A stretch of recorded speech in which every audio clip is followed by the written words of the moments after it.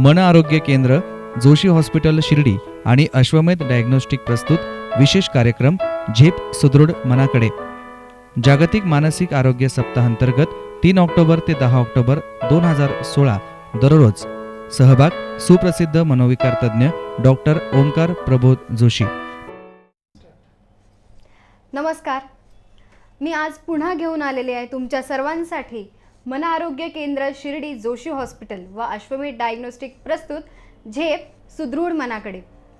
मंडळी, आपल्याला माहीतच आहे की आपण जागतिक मानसिक आरोग्य सप्ताह साजरा करत आहोत आणि आज आहे जागतिक मानसिक आरोग्य दिवस. ज्या दिवसासाठी आपण सप्ताह साजरा करत होतो तो आज दिवस आलेला आहे आणि आजच्या ह्या जागतिक मानसिक आरोग्य दिवसाच्या माझ्याकडून व आपले मनोविकार तज्ञ डॉक्टर ओंकार जोशी यांच्याकडून तुम्हाला सर्वांना मनपूर्वक शुभेच्छा. आपण डॉक्टर, आत्ता ह्या सगळ्या सप्ताहामध्ये आपण वेगवेगळ्या विषयांवर चर्चा केली, तुमच्याकडून बरीच माहिती जाणून घेतली, पण तरीसुद्धा एक थोडक्यात आपल्याला ह्या ज्या सप्ताहाचा आहे तो आढावा घेऊयात आपण, की ह्या दिवसांमध्ये आपण काय केलं किंवा तुमचे काही उपक्रम जे होते ते प्लीज तुम्ही आम्हाला सांगा. तू मगाशी जे म्हणालीस की जागतिक मानसिक आरोग्य सप्ताह आपण साजरा केला गेले 3 ऑक्टोबर ते 10 ऑक्टोबर या 6 दिवसांमध्ये आपण वेगवेगळे कार्यक्रम केले आणि आज 10 ऑक्टोबर म्हणजे आपला शेवटचा दिवस. आपण सुरुवातीपासूनच वेगवेगळ्या विषयांवर कार्यक्रम सुरू केले. म्हणजे अगदी मध्यंतरी आपण साईबाबा ज्युनियर कॉलेजच्या विद्यार्थ्यांसाठी 12वीच्या परीक्षांचं ताणतणावांचं मार्गदर्शन, म्हणजे ताणतणावांचं नियोजन कसं करायचं, स्ट्रेस मॅनेजमेंट कसं करायचं हा कार्यक्रम केला. वेगवेगळ्या गावांमध्ये तिथल्या डॉक्टरांना, तिथल्या लोकांना मार्गदर्शन करणारे कार्यक्रम केले. आपण काही ठिकाणी पोस्टर्स लावली होती ज्याच्यातनं मानसिक आजार कसे होतात त्याची माहिती देणारी आपण काही एक्झिबिशन्स केली आणि नातेवाईकांना, रुग्णांच्या नातेवाईकांना फायदा व्हावा, त्यांना हा आजार कळावेत, त्यांच्या मनातले काही जे गैरसमज आहेत ते दूर व्हावे म्हणून त्यांच्यासाठी एक स्व आधार मदत गटाची स्थापना केली की जेणेकरून दर महिन्यात आम्ही एकदा ह्या मानसिक आजारांनी जे ग्रस्त आहेत त्यांच्या नातेवाईकांना बोलवून त्यांना या आजारांची माहिती देणार आहोत. त्यामुळे हा एक वेगवेगळ्या ॲक्टिव्हिटीज आपण केल्या आणि आपण दोघंच्या गप्पा मारतोय गेले 6-7 दिवस की ज्यामध्ये आपण वेगवेगळ्या भागांमधून वेगवेगळ्या गोष्टींची माहिती घेतली. सर्वात पहिल्यांदा मला असं वाटतं की आधी माहितीच नव्हतं की मानसिक आजार असतात, म्हणजे किंवा वेगवेगळ्या प्रकारचे मानसिक आजार असतात. जसे शरीराला आजार होतात तसे मनाला होतात आणि जशी शरीराला आजारांना ट्रीटमेंटची गरज असते तशी मनालाही असते. हे आपण खरं तर पहिल्यांदा ह्या सगळ्या ह्याच्यात पाहिलं. यावर्षीची थीम जी होती ती होती सायकोलॉजिकल फर्स्ट एड, म्हणजे मानसिक प्रथमोपचार. म्हणजे जसं एखाद्या आजाराला रुग्णाला पहिल्यांदा प्रथमोपचार द्यावे लागतात तसे मानसिक आजारामध्ये सुद्धा काहीतरी प्रथमोपचार जर केले तर लवकर बरं व्हायला, लवकर त्यातनं बाहेर पडायला मदत होऊ शकते. मग या प्रथमोपचारांसाठी आपण मानसमित्र एक संकल्पना मांडली की जो अगदीच डॉक्टर असलाच पाहिजे असं नाही, तर जो कोणी या आजारांमध्ये त्या माणसाच्या जवळ आहे, त्याचा मित्र आहे, सुहृद आहे, त्याचा नातेवाईक आहे, तो त्या आजारातनं बाहेर पडायला या व्यक्तीला मदत करू शकतो. तर म्हणून त्या सगळ्यांनीच या व्यक्तींना डॉक्टरांकडे नेण्यासाठी किंवा उपचारांपर्यंत नेण्याची मदत केली पाहिजे अशी आपण एक कल्पना मांडली. त्याबरोबरीत मग आपण वेगवेगळे आजार बघायला सुरुवात केली. त्यातला महत्त्वाचा आजार आपण जो पाहिला ज्याला आपण व्यसनाधीनता असं म्हणतो, किंवा वेगवेगळ्या व्यसनांचा आजार पाहिला. कारण परत एकदा जसं मानसिक आजार असं माहीत नाही तसंच दारूसारखा, तंबाखू, बिडी, सिगरेट, गांजा ही सगळी व्यसनं आहेत, हे सगळे सवयी लागल्यात असं जेव्हा मानतो तसं याचा आजार आहे असं कोणी मानतच नव्हतं. त्यामुळे हे आजार असतात आणि ह्याच्यावर उपचार असतात आणि यातून उपचार केल्यास संपूर्णपणे बाहेर पडता येतं, हे आता आपल्याला लोकांनापर्यंत सांगायचं आहे. म्हणजे अगदी माझे अनुभव विचारशील तर गेल्या 2-3 वर्षापासून मी जे काही रुग्ण बघतोय, आता असे अनेक लोक जे मला भेटतात की हो डॉक्टर, मी खूप पीत होतो, तुमच्याकडे ट्रीटमेंट घेतली किंवा अमक्या डॉक्टरांकडे ट्रीटमेंट घेतली आणि आता मी पूर्णपणे दारू सोडली आहे आणि आता ते त्यांच्या नातेवाईकांना, मित्रांना ही व्यसनं सोडायला घेऊन येतात. तर हा खूप मोठा फायदा आहे की याची ट्रीटमेंट आता आपल्या आजूबाजूला सगळीकडे उपलब्ध झाल्या आहेत आणि त्याचा काही खरं त्रास होत नाही. दुसरा आपण भाग पाहिला की मानसिक आजारांमध्ये ज्याला डिप्रेशन किंवा उदासीनतेचे आजार आहेत की जगामध्ये साधारण 20% म्हणजे जवळजवळ 100 20 लोकांना आयुष्यात कधी ना कधी डिप्रेशन म्हणजे उदासीनतेचा आजार होतो आणि 2020 सालापर्यंत हा जगातला सगळ्यात प्रमुख आजार होणार आहे. आणि त्यासाठी ताणतणावांपासून कसं दूर राहायचं, आपलं मानसिक स्वास्थ्य कसं राखायचं, या सगळ्यावर आपण माहिती घेतली. मग आपण अँझायटी, चिंतारोग, OCD म्हणजे ऑब्सेसिव्ह कंपल्सिव्ह डिसऑर्डर, याच्यामध्ये वारंवार एकच गोष्ट केली जाते ज्याला आपण मंत्रचळ म्हणतो, अशा आजारांची माहिती घेतली. त्यानंतर आपण ज्याला अगदी वेड लागलं आहे, ज्याला म्हणतो वेडाचा आजार आहे, आणि अशा रुग्णांसाठी काय केलं पाहिजे, अशा लोकांना कशी ट्रीटमेंट दिली पाहिजे, या संदर्भात माहिती घेतली. मग सगळ्यात महत्त्वाचं म्हणजे आपण आत्ता म्हणालो की 9 दिवस आपण नवदुर्गा बघत आलो, तसं नवरात्र साजरं करतो आहे. तर या देवींच्या रूपात आपल्या घरात असलेल्या ज्या महिला आहेत, स्त्रिया आहेत, त्यांचं मानसिक आरोग्य, आयुष्यातल्या वेगवेगळ्या टप्प्यांवर त्यांचं मानसिक आरोग्य कसं राखलं पाहिजे, याच्यावरही आपण या 7 दिवसामध्ये बोललो. सगळ्यांच्या घरामध्ये लहान मुलं असतात आणि वृद्धही असतात, त्यामुळे लहान मुलांच्या समस्या आणि त्यांना वैतागलेले पालक हे तर मला रोजचेच झालेत. तर अशा पालकांनी काय केलं पाहिजे किंवा अशा लहान मुलांना काय समस्या आहेत त्यावर बोललो. आणि वृद्ध जे आपल्या घरातले आहेत त्यांनी त्यांचं मानसिक आरोग्य, त्यांना स्मृतिभ्रंश झाल्यास काय केलं पाहिजे, त्यांना कसे उपचार दिले पाहिजे, त्यांची कशी काळजी घेतली पाहिजे. म्हणजे खरं तर आपण अगदी बालपणापासून म्हातारपणापर्यंत, पुरुषापासून स्त्रीपर्यंत अगदी सगळ्या वयोगटातल्या सगळ्या लोकांचं मानसिक आरोग्य आणि मानसिक आजार याविषयी खरं तर गेल्या 7 दिवसात बोललो आहे. आणि मला खात्री आहे की यातनं बऱ्याच लोकांना बरेच माहिती मिळाली असेल आणि अनेक प्रश्न निर्माण झाले असतील. तर त्या प्रश्नांबद्दलही आता खरं तर मला बोलायला आवडेल. नाही, नक्कीच आपण प्रश्नांबद्दल बोलणारच आहोत. म्हणजे माझ्याही मनात प्रश्न आहेत किंवा बाकी प्रेक्षक आहेत त्यांच्याही मनात प्रश्न बरीच आहेत. पण तत्पूर्वी आपण प्रश्नांकडे वळण्याआधी घेऊया एक छोटासा ब्रेक. बघत रहा झेप सुदृढ मनाकडे. जोशी हॉस्पिटल शिर्डी यांचे अश्वमेध डायग्नोस्टिक्स, डॉक्टर सौ Priya Omkar Joshi, MBBS MD pathology, सर्व सुविधांनी सुसज्ज शिर्डीतील प्रथमच MD पॅथॉलॉजी लॅब. येथे सर्व प्रकारच्या रक्त लघवी तपासण्या करण्यात येतील.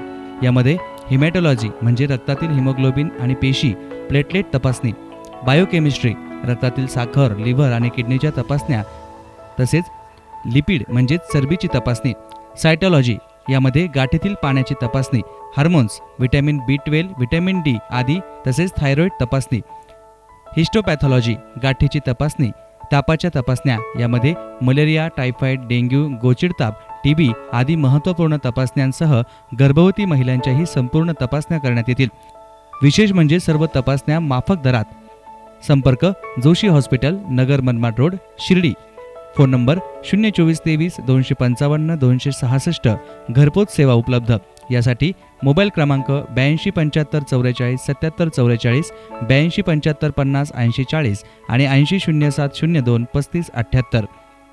शिर्डीतील प्रथम MD पॅथॉलॉजी लॅब, अश्वमेध डायग्नोस्टिक्स. नमस्कार. ब्रेकनंतर मी डॉक्टर श्रुती तुमचं पुन्हा एकदा स्वागत करते. आज आहे जागतिक मानसिक आरोग्य दिवस आणि आपण बघत आहोत मन आरोग्य केंद्र, जोशी हॉस्पिटल शिर्डी व अश्वमेध डायग्नोस्टिक प्रस्तुत झेप सुदृढ मनाकडे.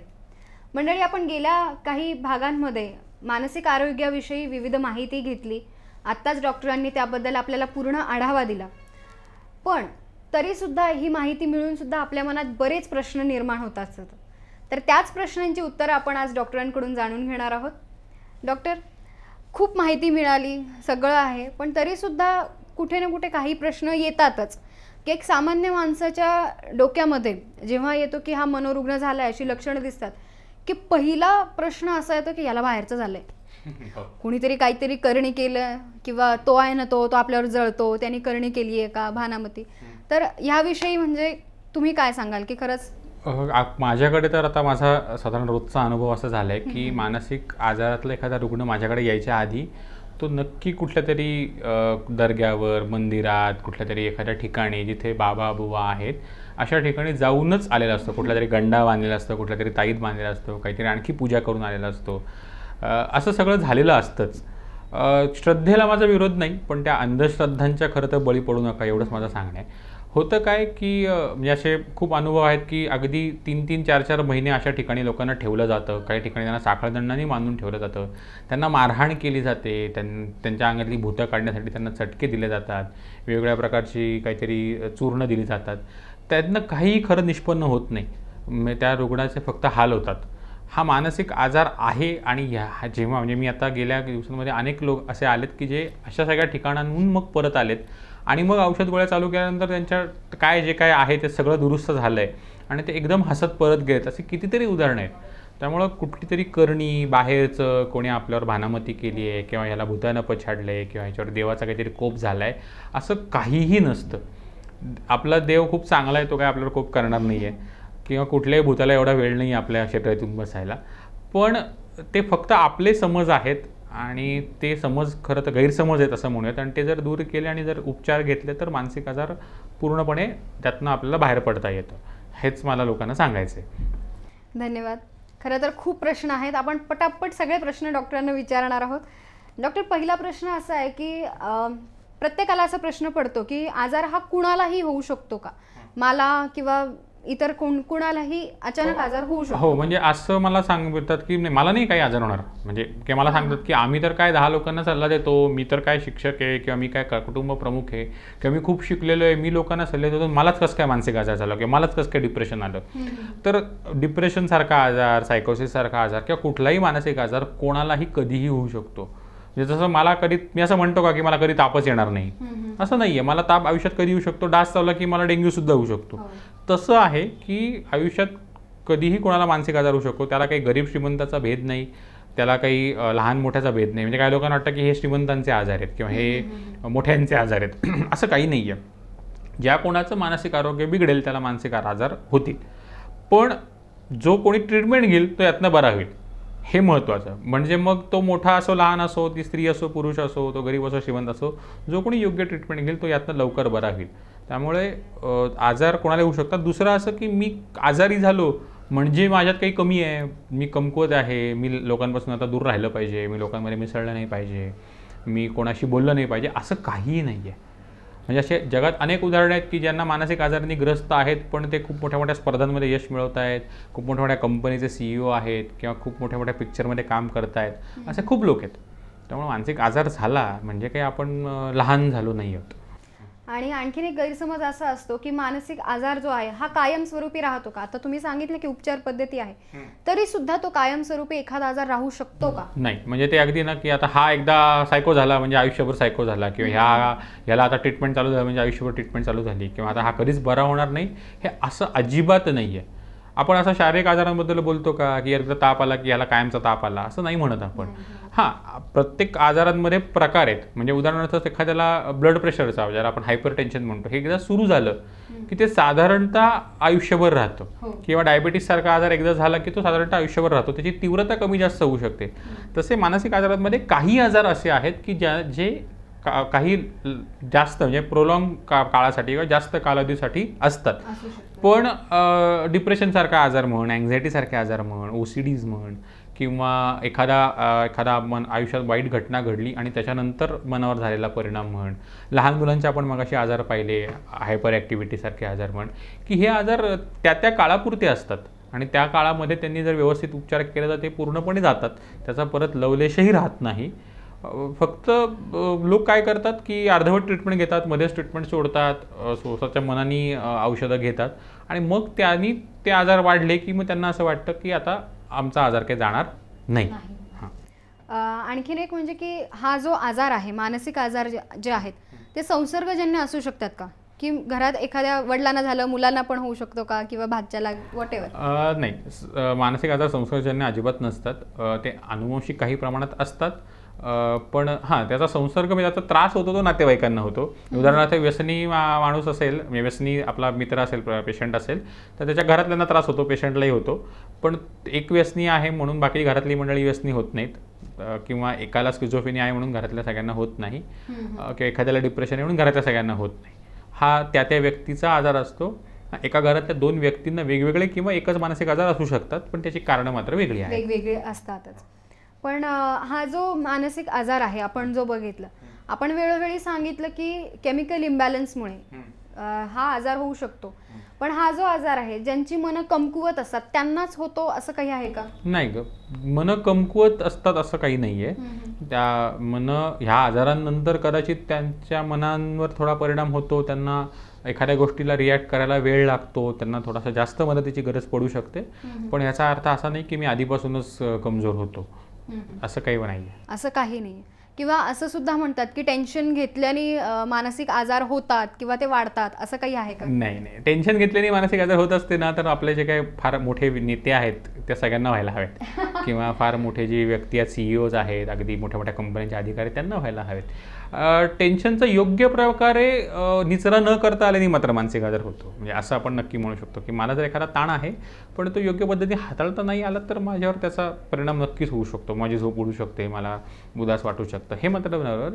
पण टेन्शन आलं म्हणून मानसिक आजार होत नाही. मानसिक आजारानंतर मात्र ताणतण सहन करायची क्षमता तात्पुरती कमी झालेली असते, कमी होते. बरोबर. त्यामुळे क्वचित हां, पण म्हणजे ह्यांनी टेन्शन घेतलं म्हणून त्याला आजार झाला असं काहीच होत नसतं. नाही. हां. तेच म्हणजे हा बऱ्यापैकी असं समजला जातो की टेन्शन घेतलं म्हणून चिंता व्याधी होतो, असं नाही काही ना, बघ ना, म्हणजे ते काय जसं जोडलं गेलंय की मग तू टेन्शन घेऊ नको असं सांगणारे लोक भेटतात. तू टेन्शन घेऊ नको, तुला बरं वाटेल. घेऊ नको नाही, त्याला ते येतं, त्याला ते सहन करता येत नाही, हा प्रॉब्लेम आहे. मग हा जर प्रॉब्लेम असेल तर त्याच्यावर उपचार केला तर त्याला ते सहन करता येईल. मग ते आयुष्यात आपल्याला आपल्या पेशंटला आपण मगापासून सुदृढ मन का म्हणतोय की एखाद्याला चिंतारोग असेल, एखाद्याला डिप्रेशन असेल आणि त्यांनी उपचार घेतल्यानंतरच्या पुढच्या काळामध्ये त्यापेक्षा जास्त मोठा जरी तणाव आला तरी पण त्याला तो सहन करता आला पाहिजे, इथपर्यंत आपल्याला जायचंय. हो. आणि आणखीन एक असा गैरसमज म्हणता येऊ शकतो त्याला की ज्या प्रेग्नंट बायका आहेत, ज्या गरोदर आहेत, त्यांनी जर आता आपण बघितलं गरोदरपणामध्ये सुद्धा हे व्याधी होतात, मानसिक व्याधी होतात, तर मग त्यांनी जर हे औषधं घेतलं तर बाळावर काही परिणाम होतो का, आईवर काही परिणाम होऊ शकतो का? नाही, आता ह्यात थोडासा म्हणजे विचार करून औषधं दिली जातात. सगळीच औषधं पूर्णपणे सेफ आहेत असं नाही आणि सगळीच औषधं पूर्णपणे हानिकारक आहेत असंही नाही आहे. त्या आजाराची तीव्रता बघून औषधोपचार करावे लागतात. आम्ही बऱ्याच वेळा गरोदरपणात औषधांची मात्रा कमी करतो, औषधं कधी कधी बंदही करतो, पण त्यावेळेस पण आपल्याला रिस्क बेनिफिट रेशो बघावा लागतो. म्हणजे जर एखाद्या मातेला जर एवढा तीव्र स्वरूपाचा मानसिक आजार आहे की तिच्या स्वतःच्या किंवा त्या बाळाच्या जीवाला धोका उत्पन्न होऊ शकतो, तर अशा केसेसमध्ये उपचार करावेच लागतात. मग पण जर असं असेल की नाही, तिचा आजार बऱ्यापैकी नियंत्रणात आहे आणि मग औषध कमी करता येत असेल तर आपण कमी करतो. पण प्रत्येक औषधाचा काही असा बाळावर साईड इफेक्ट होतोच असं नाही. किंवा असं कधी होऊ शकतं का की खूप तीव्र स्वरूपाचा तिला आजार आहे आणि तो प्रेग्नन्सीच्या सुरुवातीलाच लक्षात आला, तर ते बाळ ठेवणं न ठेवणं हे सुद्धा तो त्यावेळेस घेतला जाणारा निर्णय, म्हणजे तो त्या कधीतरी असं होऊ शकतं किंवा नाही, असं काही आहे का? नाही, तू म्हणतेस तसं समजा तीव्र स्वरूपाचा मानसिक आजार आहे, त्या आईला स्वतःचीच काळजी घेता येत नाहीये आणि ती जर प्रेग्नंट आहे तर त्यावेळेस मात्र खूप सारासार विचार करून त्याच्यावर निर्णय घेतला जातो आणि तो प्रत्येक केसमध्ये वेगवेगळा असू शकतो. हो, म्हणजे ठोक असं नाही, काही असं नाही. म्हणजे आजार कुठला आहे आणि मग त्या आई तिला सपोर्ट किती आहे, त्याचे लिगल इम्प्लिकेशन्स काय आहेत, हे सगळंच बघायला लागतं आपल्याला. सगळंच बघायला लागतं नक्कीच, कारण आईची हेल्थ जास्त महत्त्वाची असते. आणि असं सुद्धा कधी कधी होतं ना की जे मनोरुग्ण आहेत ते स्वतःला हानी करून घेतात, की स्वतःला इजा पोहोचून घेतात, तर मग ह्या त्यांच्या सवयीप्रमाणे किंवा आत्महत्येपर्यंत जाणारे काही केसेस आहेत का? हो, बघ ना, डिप्रेशनच्या ह्याच्यामध्ये आत्महत्येचं प्रमाण आहे, नंतर स्किझोफ्रेनियासारख्या आजारांमध्ये आत्महत्या आहे, म्हणजे बऱ्याच आजारांमध्ये आत्महत्येचे प्रयत्न म्हण किंवा आत्महत्या पूर्ण करण्याच्या घटना घडलेल्या आहेत. म्हणूनच आमचा सल्ला असा आहे की असा कोणीतरी घरातला व्यक्ती असावा ज्याच्याशी आपल्या रुग्णाला बोलता येईल, सांगता येईल. असं एकदम एका दिवशी आत्महत्या होत नाही, काहीतरी लक्षणं दिसतात आणि मग ती जर आपल्याला लवकर ओळखून लगेच पावलं उचलता आली, डॉक्टरची ट्रीटमेंट व्यवस्थित घेता आली, कधी अशा जर आपल्याला वाटतं तर आपण त्या पेशंटला ॲडमिटसुद्धा करावं लागतं की त्याने घरी काही स्वतःला इजा करून घेऊ नये म्हणून. तर असं जर केलं तर त्याचा जीव आपल्याला वाचवता येतो. धन्यवाद डॉक्टर. अजून एक आणखीन बोलता बोलता मला एक आठवलं की असं होतं का, आपण व्यसनाधीनता आपण बघितलं की काहींचं असं म्हणणं होतं की आम्हाला सवय लागलेली आता हे व्यसन करण्याची, पण मग आता तुम्ही म्हणताय की उपचार पद्धती घ्या, मग हे उपचार आम्ही अचानक बंद केले तर आम्हाला त्याचा त्रास होऊ शकतो का, की तुमच्या गोळ्या चालू करायच्या आणि आम्ही आमचं दारू पिणं वगैरे बंद केलं तर त्यांचा आम्हाला त्रास होतो? व्यसन, बघ, मी त्यांना तेव्हा असं सांगतो की तुम्ही हे जर व्यसन पुढं करत राहिलात, कंटिन्यू केलं, ते आयुष्यभर करत राहिलं तर तुम्हाला नक्कीच त्रास होणार आहे. कुठलाही व्यसनाचा त्रास नक्की होतोच. अगदी पूर्ण हृदयावर ताण येण्यापासून मृत्यूपर्यंतची सगळी गोष्टी दिसतात. पण व्यसन सोडवायचा प्रयत्न केला आणि ते सुटलं तर तुम्हाला फायदाच होतो. सुरुवातीला काही त्रास होतात, पण ते त्रास कमी करायचीच तर औषधं दिली जातात. त्यामुळे ती जर तुम्ही नीट घेतलीत तर तुम्हाला त्रास होणार नाही आणि तुम्ही त्यानंतर कुठलंही व्यसन नाही केलं तर तुम्ही ह्याच्यातनं बाहेर पडू शकाल. अगदी बरोबर.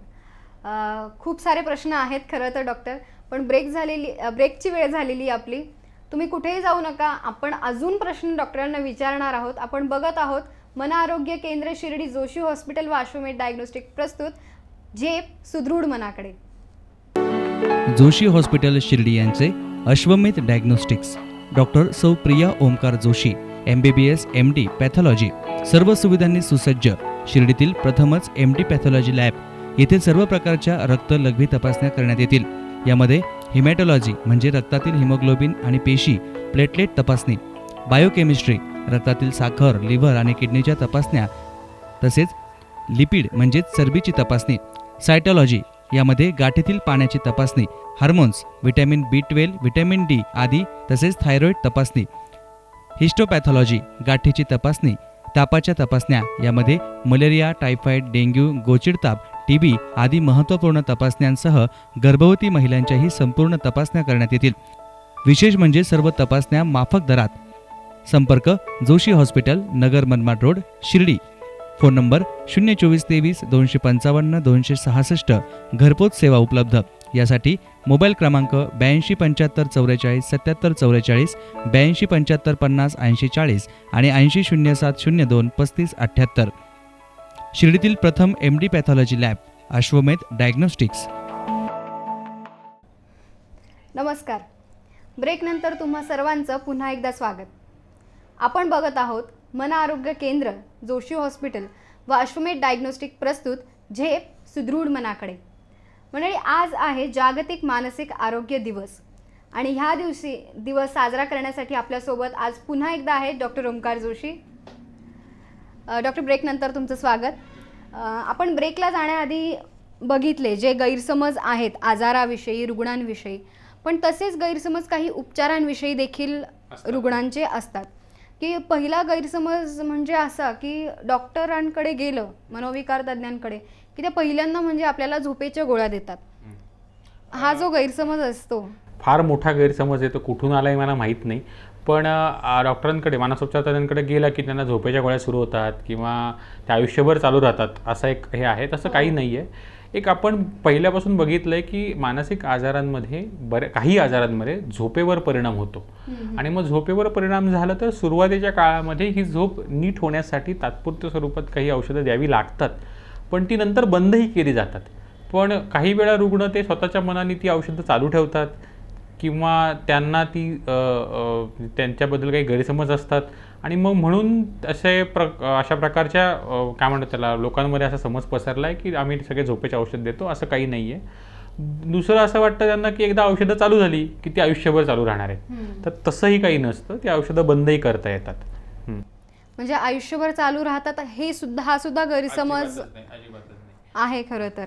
पण असं कधी होतं का की आता उपचार पद्धती आपण चालू केलेली आहे, मग असाही गैरसमज असतो की हा आजार तात्पुरता बरा होतो आणि त्यानंतर परत उद्भवतो?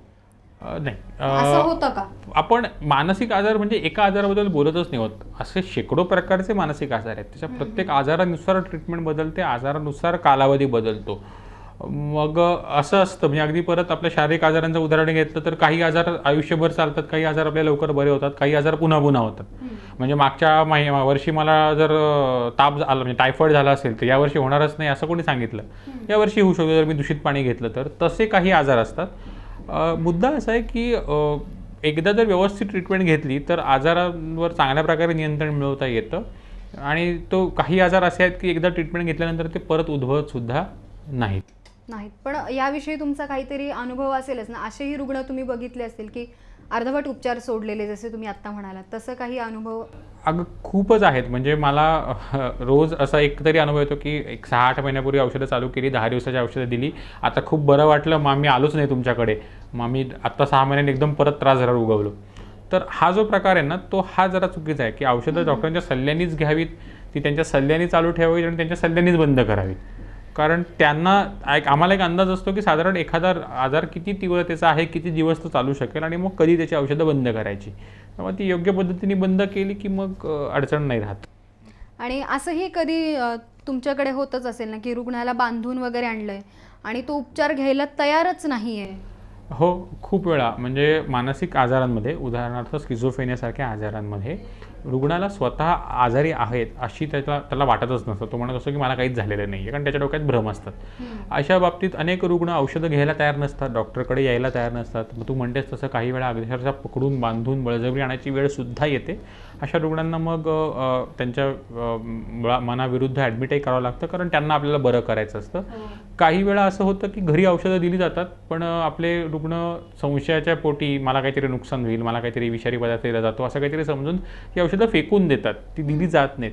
म्हणून नातेवाईकांना असं झालं आहे की त्या गोळ्या रुग्णाच्या समोर उभं राहून त्यांनी तोंडात घेऊन पाणी पिईपर्यंत थांबा तिथे, कारण त्या त्यांनी पोटात गेल्या पाहिजेत, तरच त्याचा परिणाम दिसणार आहे. काही वेळा अगदी काही रुग्णांना जेवणात मिक्स करून औषधं द्यावी लागू शकतात, पण ती त्या वेळेस घ्यायचे निर्णय असतात. कधी असं होतं की ते औषधं घेतच नसतील तर मग त्याला इंजेक्शन्स चालू करणे म्हणा किंवा ॲडमिट करणे म्हणा, अशा गोष्टी कराव्या लागतात.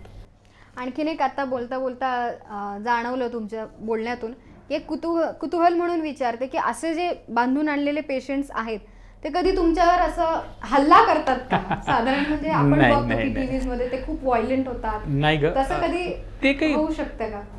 ते काही माणसं आहेत ग, ते काही हिंस्र शापद थोडीच आहेत. त्यांना योग्य प्रकारचं प्रेम मिळालं, योग्य प्रकारचा आदर मिळाला, त्यांच्याशी जर कोणी व्यवस्थित बोललं तर ते नाही हल्ला करत.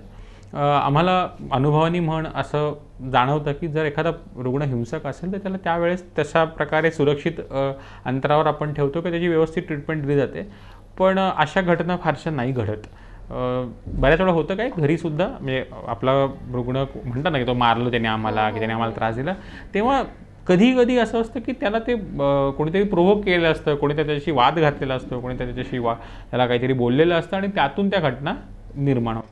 म्हणजे त्यामुळे ते घडत जातं. म्हणजे त्यांचा आजार आहे म्हणून त्याला ना आजारासारखं बघा. हो, त्याला मुद्दाम करतोय, नाटक करतोय असं बघायला लागलं की मग नातेवाईकांचा राग वाढत जातो. ते महत्वाचं, रुग्णांना समजून घेणं फार महत्वाचं, आणि आपल्या बाबतीत तर ते खूपच जास्त महत्वाचं, कारण त्यांना कोणीच समजून घेत नाही. हो, म्हणजे त्यांचा मानसमित्र बनायला पाहिजे. हो. आणखीन एक असं काही लोकांना गैरसमज असतो किंवा कधी कधी मलाही पडतो की हे जे औषधोपचार आपण देतात पेशंटला, तर ह्यांचे काही दुष्परिणाम होऊ शकतात का रुग्णांवर? अगदी ना, आपण क्रोसिनची गोळी घेतली साधी तापाची तरी पोटात आग पडते. म्हणजे कुठलंही बाहेरचं रसायन घेतलं तर त्याचा शरीरावर परिणाम होणार आहे. पण आता इतक्या टेक्नॉलॉजी ॲडव्हान्स झाली, इतकी नवीन नवीन औषधं आलीत की आता ह्यांचे दुष्परिणाम खूप कमी करण्यात आले आहेत. कुठलंही औषध आयुष्यभर म्हणजे खूप वर्षांसाठी घेतलं तर त्याचे काही प्रमाणात साईड इफेक्ट होऊ शकतात, पण ते दुरुस्त करणारी सुद्धा औषधं आहेत. पण जर मी औषध घेतलंच नाही, म्हणजे माझ्या मानसिक आजारासाठी मला डिप्रेशन आणि मी औषधच घेतलं नाही, तर माझा आजार इतका वाढेल की मी कामच करू शकणार नाही, मी कदाचित आत्महत्या करीन. मग त्याचा काय उपयोग? त्यामुळं औषधं घेणे आणि औषधांचे दुष्परिणाम यापैकी काय महत्त्वाचं हे ठरवायला हवं. आणि औषधांचे दुष्परिणाम झालेच तर फारच होतच नाहीत, कदाचित फार कमी प्रमाणात होतात, आणि झालेच तर 30 वर्षांनी होतील, तोपर्यंत आपलं आयुष्य चांगलं गेलेलं असेल, असं पण मला सांगायला लागतं बऱ्याच वेळा. हो. आणखीन एक याविषयी तर आपण मागच्या एपिसोडमध्ये बोललोच होतो काही एपिसोड पूर्वी, की ECT जे आपण शॉक ट्रीटमेंट म्हणतो, की ह्याचे सुद्धा गैरसमज असतात की ह्यानी खूप हानी पोहोचते शरीराला, त्रास होतो किंवा माणूस उडतो, जसं मी मागच्या वेळेस म्हटलं होतं तसं काय होतं? ECT किंवा इलेक्ट्रोकन्व्हल्सिव्ह थेरपी ही अतिशय शास्त्रोक्त आणि अतिशय सेफ म्हणजे सुरक्षित ट्रीटमेंट आहे. त्याचा रुग्णाच्या शरीरावर किंवा मेंदूवर काहीही वाईट परिणाम होत नाही. तात्पुरत्या स्वरूपातला थोडासा विसरवण्यापणा सोडला तर बाकी काहीही होत नाही, आणि त्यातनं रुग्णाला बऱ्या होण्यासच मदत होते. त्यामुळे त्याच्याबद्दलचे गैरसमज अगदीच काढून टाकले पाहिजेत आणि अतिशय मोकळेपणाने किंवा न घाबरता ECTला सामोरं गेलं पाहिजे, आणि त्यातनं आपला फायदाच होणार असतो. कारण खरं तर डॉक्टर, मनात खूप प्रश्न आहेत आणि मला माहिती आहे की आपल्या प्रेक्षकांच्या मनात सुद्धा असे असंख्य प्रश्न निर्माण झाले असतील, आणि तुमच्या मनात जर काही प्रश्न असतील तर तुम्ही नक्की डॉक्टरांना भेटा.